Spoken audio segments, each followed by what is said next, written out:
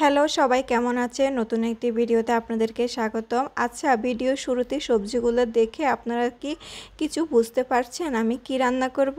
আর এই যে কুকারে বসিয়ে দিয়েছি আমি ডাল সেদ্ধ, তাহলে তো আপনারা ঠিকই ধরেছেন, আমি আজকে রান্না করব খিচুড়ি। আর এখানে সবজি খিচুড়ি রান্না করব, তাই আমি আলু, গাজর, কুমড়ো আর বরবটিটা নিয়েছি। তো প্রথমে আমি আলুগুলাকে একটু হলুদ আর লবণ দিয়ে কিছুক্ষণ তেলের মধ্যে ভেজে নিব। আর আলুগুলো ভেজে নেওয়ার পরে আমি যে বরবটিগুলো কেটে নিয়েছি সেগুলো তেলের মধ্যে দিয়ে হালকা একটু লবণ দিয়ে ভেজে নিব। এখানে আর হলুদ দিব না, বরবটিগুলোর পানসা ভাবটা দূর করার জন্য এখানে আমি একটু ভেজে নিয়েছি। আর বুটের ডালটা অনেকটা সেদ্ধ হয়ে যাওয়ার পরে আমি এখানে চাল দিয়ে দিলাম আর তার সাথে দিয়ে দিলাম মুগ ডাল। খিচুড়িটা রান্না করার জন্য এখানে আমি বুটের ডাল আর মুগ ডালটা ইউজ করেছি আর পোলাও চাল। বুটের ডালটা তো অনেকটাই সেদ্ধ হয়ে গিয়েছে, আর মুগ ডাল আর পোলাও চালটা সেদ্ধ হতে বেশিক্ষণ সময় লাগবে না, তাই আমি এটার সাথে সবজিগুলোও দিয়ে দিব। আলু, কুমড়ো আর গাজরটাই দিয়েছি, চাল আর ডাল সাথে এই সবজিগুলো সেদ্ধ হয়ে যাবে। তো এখানে তো দেখেছেনই যে আলুটা ভেজে নিয়েছি, কিন্তু কুমড়ো আর গাজরটা আমি ভাজি নাই।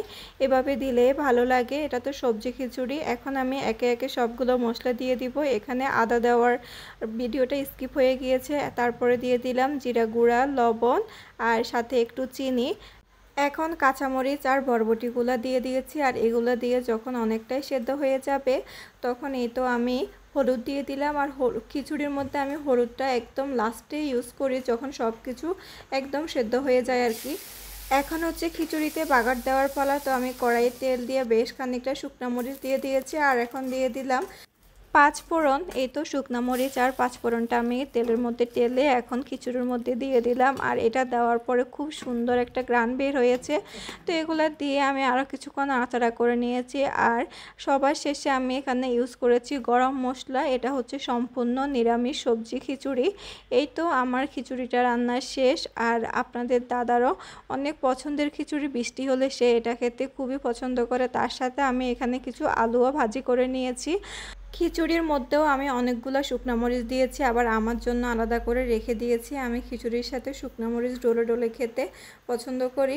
তো এই তো এখন আমাদের দুজনের জন্য খিচুড়িটা নিয়ে নিচ্ছি।